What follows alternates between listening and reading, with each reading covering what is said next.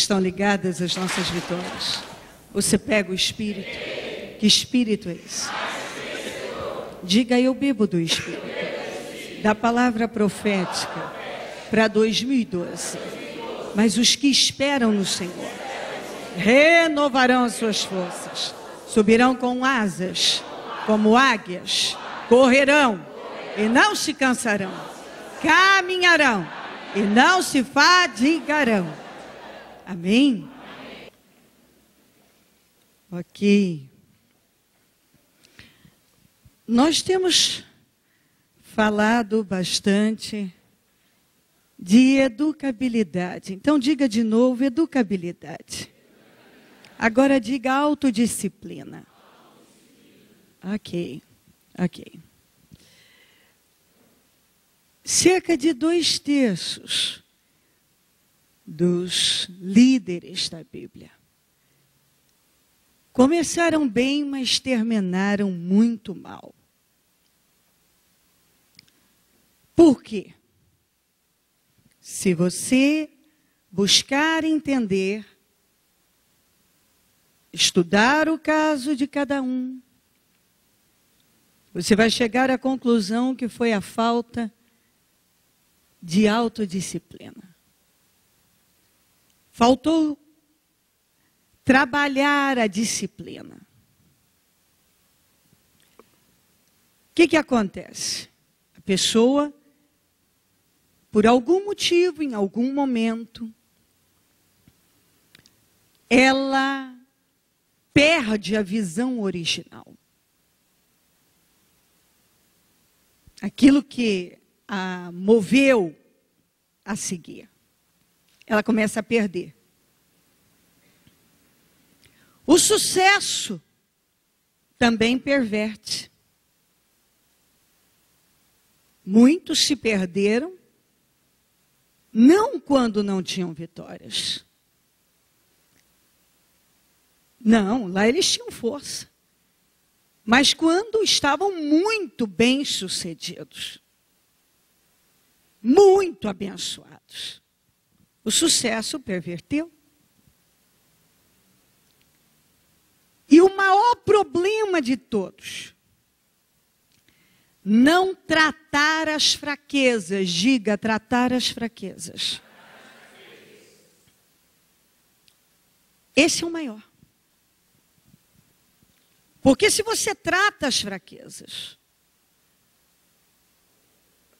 isso mostra que você está atento à sua vida. Quando você se entrega a elas, mostra que você está desatento. Essa atenção é fundamental para a sua sobrevivência. Eu poderia falar de outros, mas vou falar de 2 incríveis: Gideão e Sansão. Então nós vamos começar com Juízes 6:14. Eu vou ler um versículo de cada, um pouco mais, um pouco menos aqui e ali. E o que eu não ler, eu vou falar. Então, Juízes 6:14, para começar. O Senhor se voltou para ele e disse: com a força que você tem, vá libertar Israel das mãos de Midian. Não sou eu quem o está enviando? Juízes 7:7. O Senhor disse a Gideão: com 300 homens que lamberam a água, livrarei vocês e entregarei os midianitas nas suas mãos. Mande para casa todos os outros homens. Juízes 8:22-27.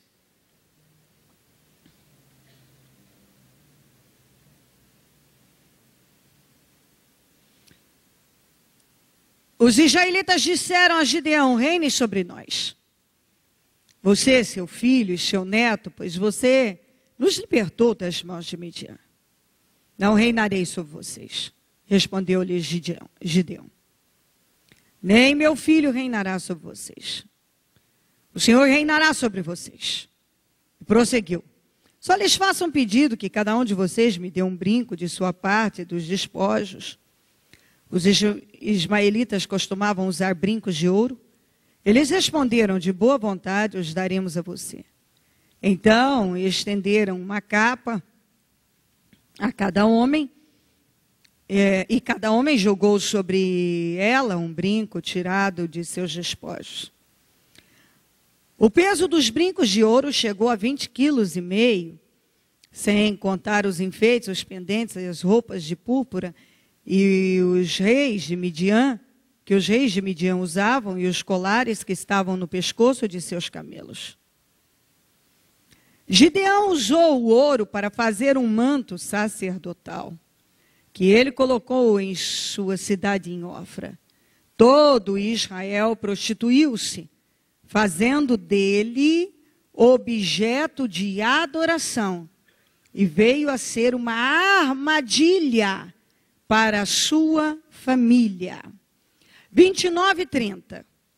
Jerubbaal, filho de Joás, retirou-se e foi para casa, onde ficou morando.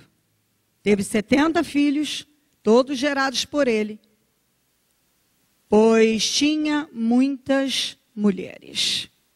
9:5. Foi à casa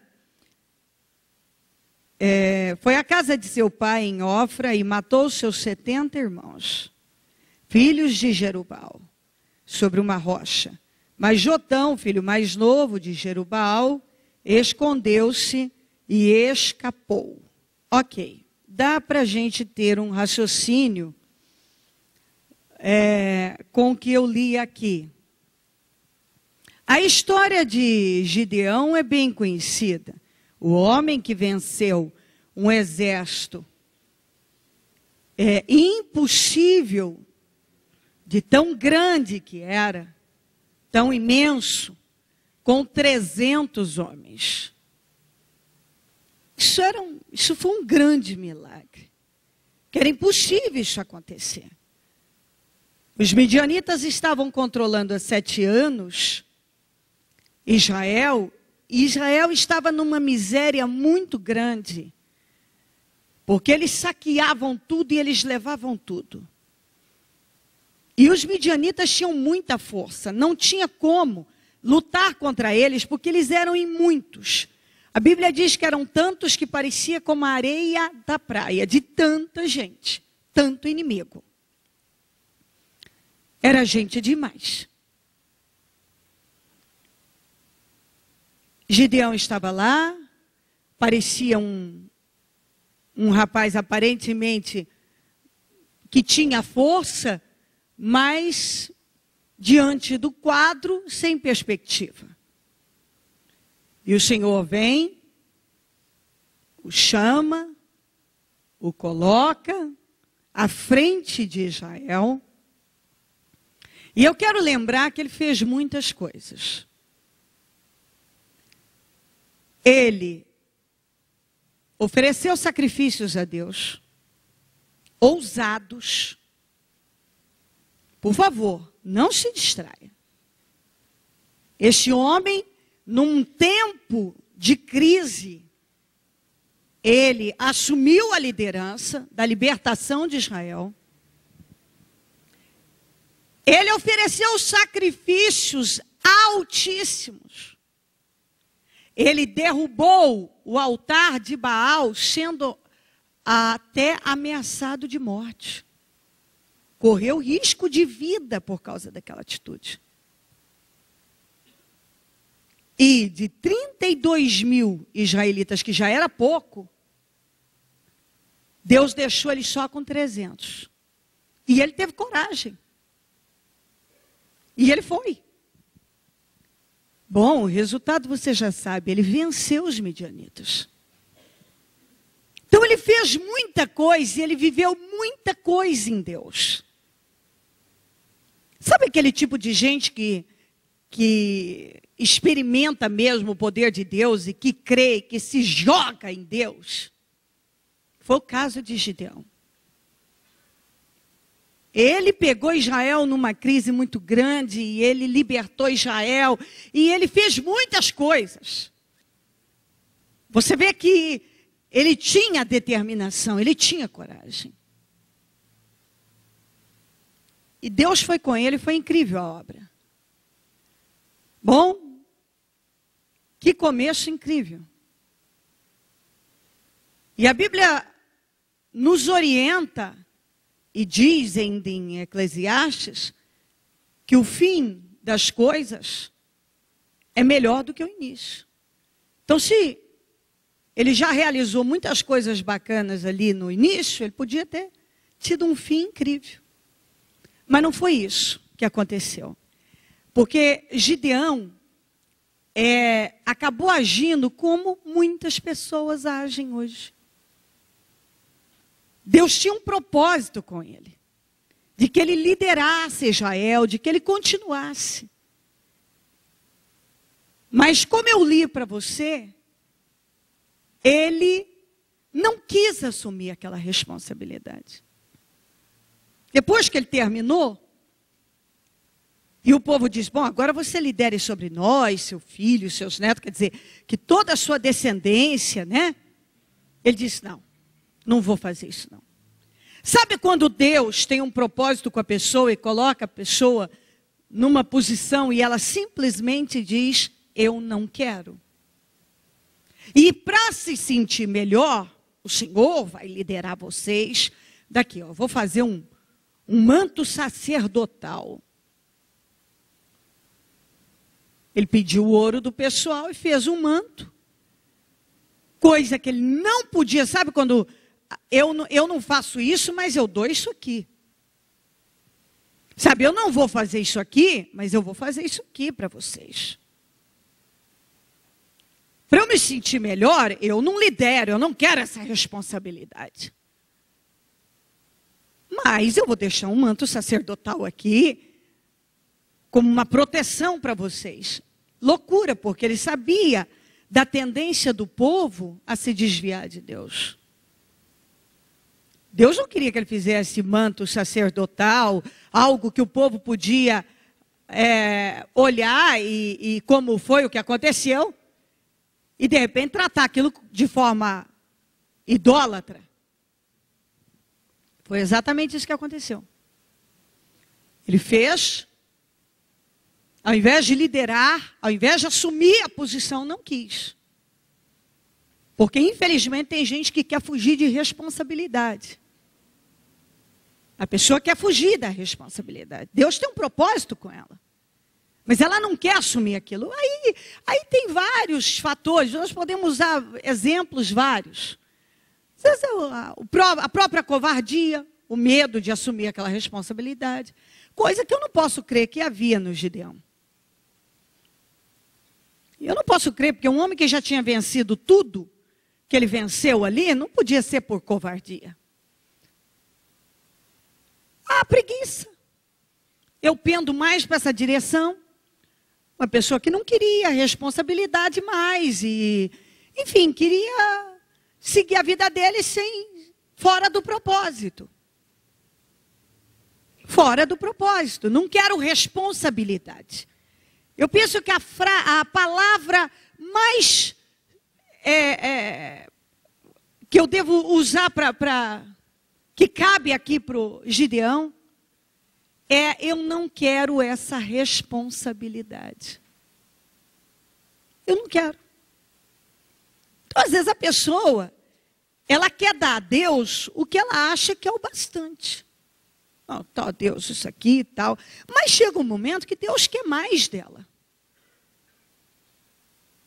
Deus quer mais, não era só aquilo. Olha só, eu libertei Israel e eu fiz tantas coisas e tal. Ok. Eu te usei para isso, mas eu quero mais de você. Eu quero mais. Eu tenho um propósito, eu quero mais.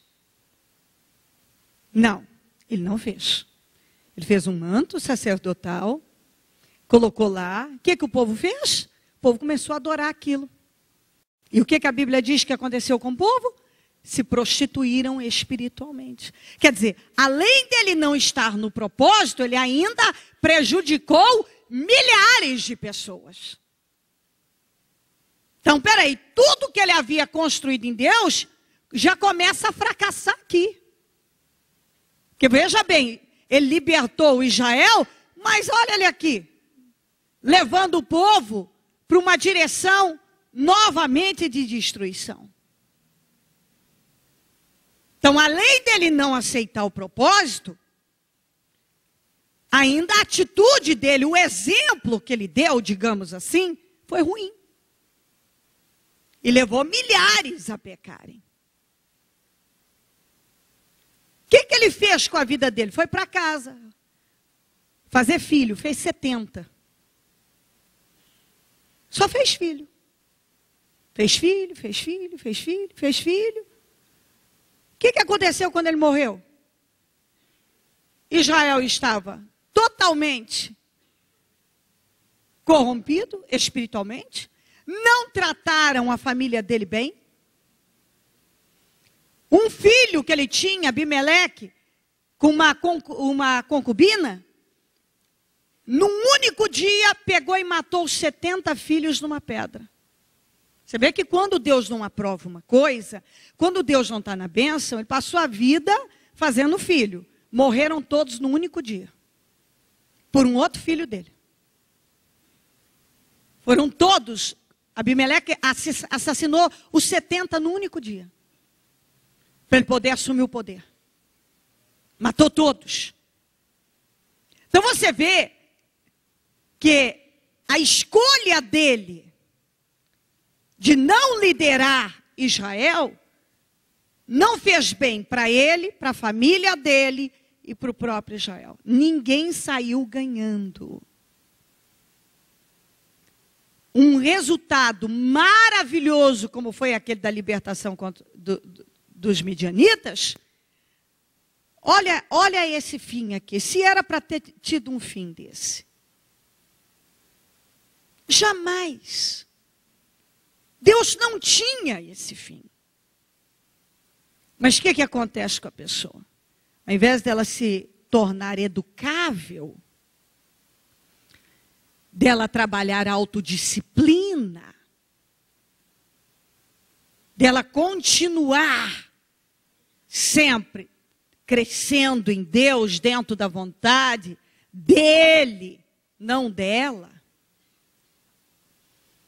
ela já começa a fazer suas escolhas erradas. Então, é fácil se desviar da visão original, como falei no início? Claro que é. É muito fácil se desviar da visão original. Aquilo que te motivou a seguir em Deus. É muito fácil. É fácil ser corrompido pelo sucesso também.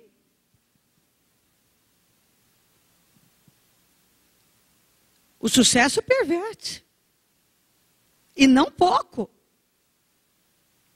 A maioria das pessoas que eu conheço fracassaram na vitória e não na derrota. A maioria das pessoas que cruzaram o meu caminho não fracassaram na derrota, fracassaram na vitória. Quando estavam infinitamente superiores, diferentes, melhores, é que eles fracassaram. Quando que Gideão fracassou? Quando ele era respeitado, reverenciado, amado, aclamado pelo povo. Ele era uma referência em Israel. Ele era o sujeito amado.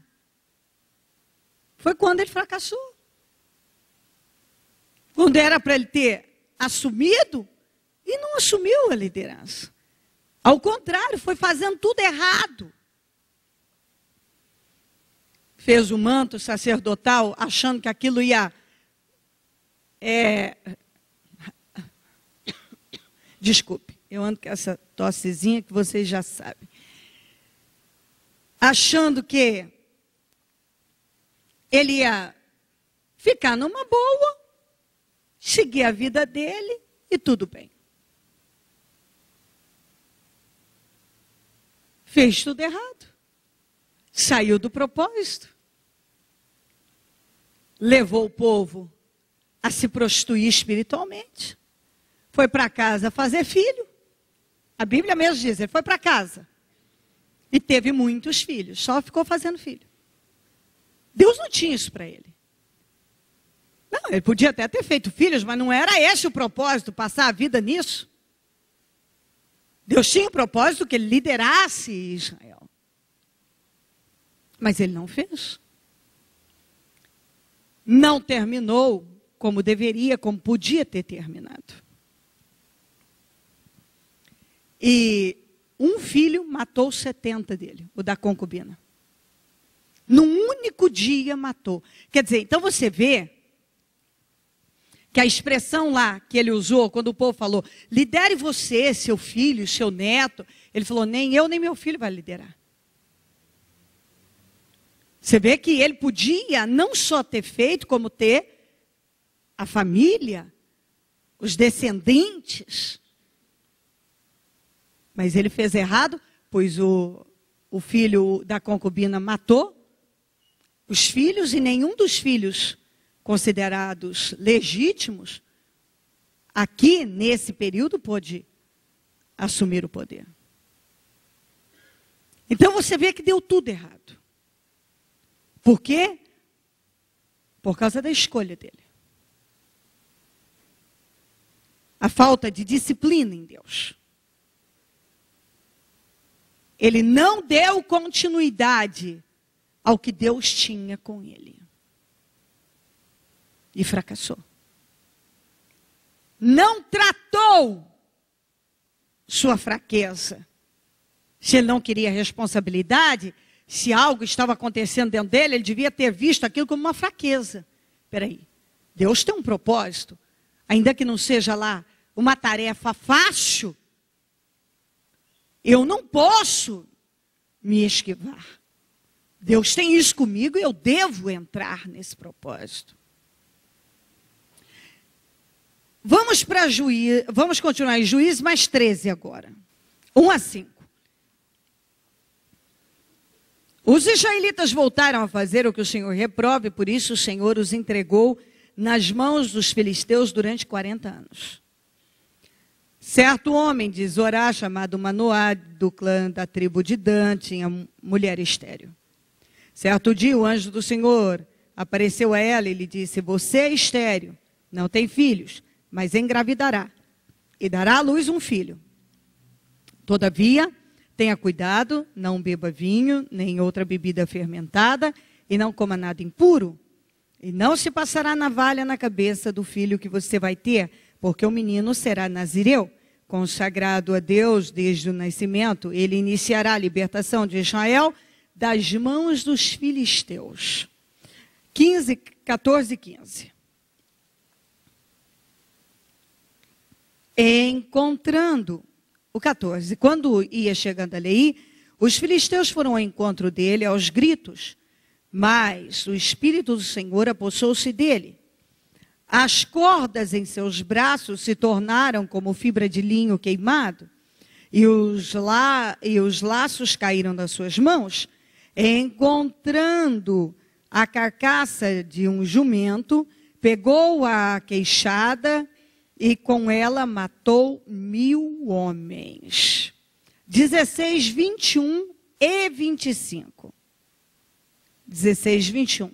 Os filisteus prenderam, furaram seus olhos e o levaram para Gaza. Prenderam-no com algemas de bronze e o puseram a girar um moinho na prisão. 25. Com o coração cheio de alegria gritaram, traga-nos Sansão para nos divertir. E mandaram trazer Sansão da prisão e ele os divertia. Está aí. O Sansão tinha uma fraqueza por mulheres. Era a fraqueza dele que o levava a beber, a agir no impulso. Ele nasceu com o propósito de ser o libertador de Israel. Você vai vendo a história dele, ela é fascinante. Sozinho, ele lutava contra os filisteus. Numa das batalhas, ele estava totalmente amarrado. Quando ele fez uma pequena força, aquilo, a Bíblia diz que foi como fibra de linho queimado. Arrebentou, não tinha poder sobre ele, nada podia detê-lo, nada tinha poder sobre ele. Sabe aquele tipo de gente imbatível, enfrenta muitas guerras, mas não perde nenhuma? Era Sansão. Com uma queixada de jumento matou um homem, matou 1000 sozinho. Isso não é conversa fiada, isso aconteceu. Pelo Espírito Santo, tudo isso acontecia. Ele tinha fraqueza por mulheres. Essa era a fraqueza dele. Que dessa fraqueza puxava outras situações que o levava à inconsequência. Ele podia ter tratado essa fraqueza. Ele nunca parou para tratar. Ele não parou para tratar a fraqueza. Ou seja, eu estou forte, eu venço guerras, Deus está comigo, eu não preciso tratar isso. Eu não preciso mudar isso. Muitas pessoas agem assim. Está tudo bem comigo, eu não preciso mudar isso aqui. Está tudo bem comigo, eu não preciso trabalhar isso aqui. Bom, eu tenho uma fraqueza, mas eu não preciso trabalhar isso. Eu acho que Deus não está se importando com isso. Não, ele tinha uma fraqueza e essa fraqueza o destruiu. Porque ele nunca parou para tratá-la. E você deve tratar a fraqueza como uma doença do teu espírito. Ela tem tratamento. E não é um tratamento fácil. Eu vejo pessoas que se esforçam ao extremo para tratar doenças do corpo, mas não se esforçam para tratar as doenças do espírito. Só que se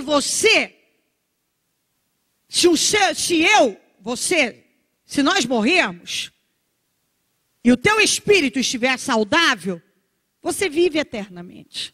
Mas se não tiver, não vive. Então, muitos mais se preocupam com a doença do corpo do que com a doença do espírito. E é por isso que tantos cristãos estão perdidos. Porque você vê, a preocupação para curar o corpo é imensa e para curar o espírito. Não tem? Você vê as pessoas se esforçarem ao extremo para curar o corpo, mas você não vê o mesmo esforço para curar o espírito. E tem um monte de gente que está muito doente espiritualmente.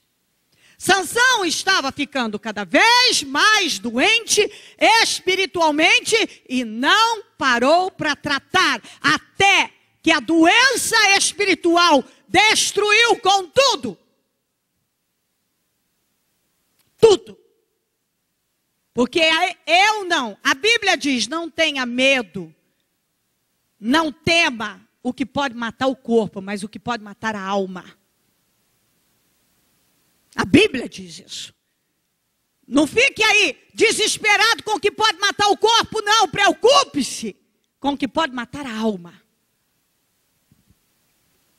Porque o que pode matar a alma, aí sim, isso sim é um problema.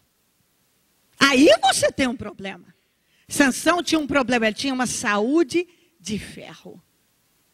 Força para lutar contra inimigos, ele era imbatível. Mas ele estava doente espiritualmente e não parou para tratar a doença do espírito, da alma. Ele tinha uma fraqueza, no caso dele era por mulheres, cada um tem a sua, ou as suas. E ele não parou para tratar. E essa fraqueza desgraçou com a vida, o ministério e o propósito que Deus tinha com ele. Que era poderoso, ele já nasceu nazireu, consagrado, para ser o libertador de Israel. Ele nasceu. E ele pegou tudo aquilo e cedeu, ele foi cedendo à fraqueza. Cada um tem. E cabe a você não tampar o sol com a peneira, não esconde, não. Admita. No caso dele, era com mulheres, cada um tem a sua. Tem aqueles que a maior fraqueza dele é a arrogância dele, o orgulho dele é uma coisa fora do comum. Como nós falávamos a semana passada, é desmedido. Inclusive, um orgulho desmedido para admitir a fraqueza. Para admitir a fraqueza. Sansão não tratou a fraqueza dele. E tem gente sendo derrotado porque não tem parado para tratar a fraqueza ou as fraquezas. E isso está levando a pessoa, olha o fim de Sansão, olha esse homem cego, no moinho, e depois servindo de diversão para o inimigo. Porque é o que o diabo quer fazer com as pessoas, ele quer cegá-las. Quando cegaram os olhos físico do Sansão, ele já era um cego espiritual. Aquilo foi só a representação do estado espiritual dele. E agora o inimigo zombando, se divertindo às custas dele. Mas um dia ele derrotava, ele fazia com que todos temessem a ele. Mas chegou o dia que ele virou um objeto de escárnio. As pessoas se escarneciam dele, riam dele, se divertiam às custas dele. Porque é isso que acontece com pessoas que fracassam na fé. Viram objeto de zombaria. Porque é só isso que as pessoas fazem, apontar o dedo depois e ela, sabia que não ia durar, ó, caiu mesmo, olha lá. Ó.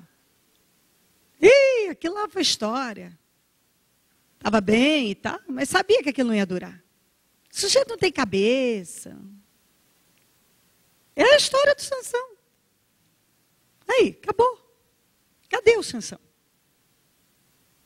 Imagina a história de um homem desse, um homem que tão forte, tão incrível, tão fora do comum, tão poderoso, terminar cego servindo de graça para os outros.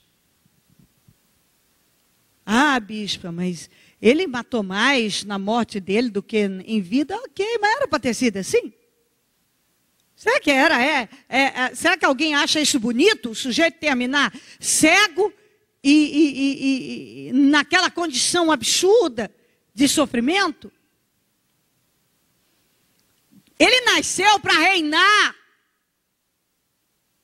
para governar, para ser reverenciado, não para ser objeto de zombaria. Mas ele não tratou a fraqueza que ele tinha. E quando você não para tratar algo que você nitidamente está percebendo que isso tem controle sobre você e está te puxando para a direção errada, se você não trata, vai te puxar mesmo para a direção errada, vai arruinar com você. Foi o que aconteceu aqui. Então, eu estou falando de pessoas que foram incríveis.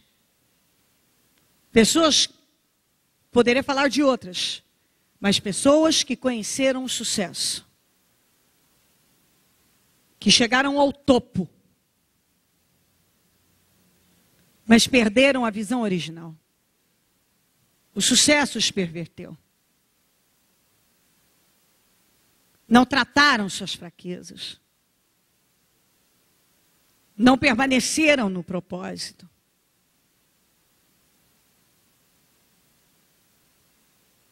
Não permaneceram educáveis.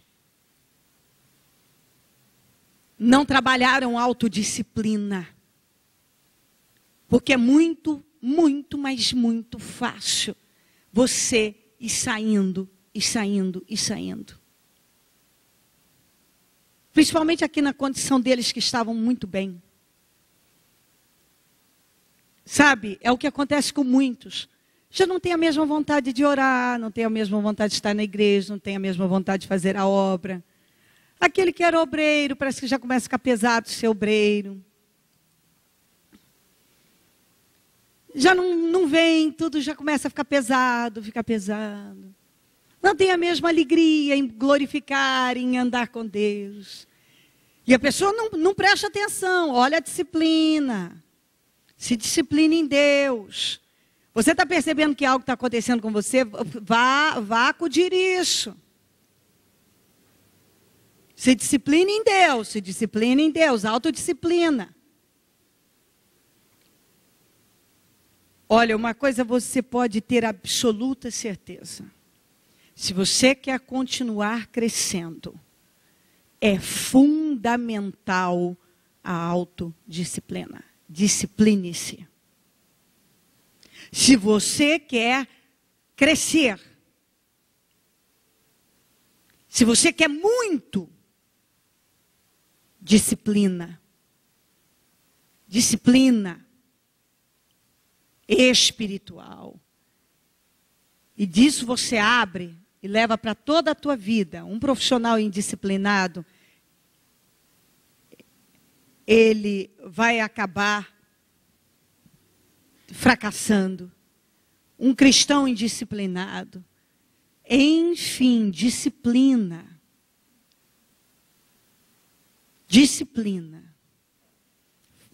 Se eles tivessem trabalhado a autodisciplina,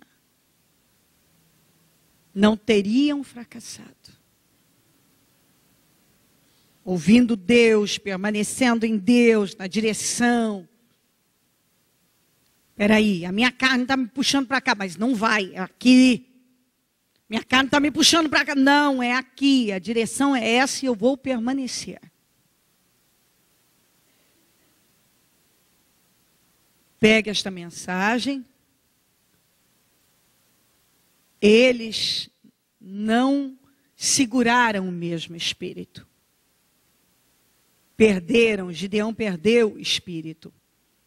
Este homem que foi para casa fazer filho não era o mesmo que tinha enfrentado com 300 homens os midianitas. Ele foi se perdendo e não se deu conta. Então, por um lado, ele fez uma obra maravilhosa. Por outro, levou tantos à direção errada. Por quê? Porque ele não permaneceu na direção certa. Em nome de Jesus Cristo. Coloque-se em pé e a mão no coração, por gentileza.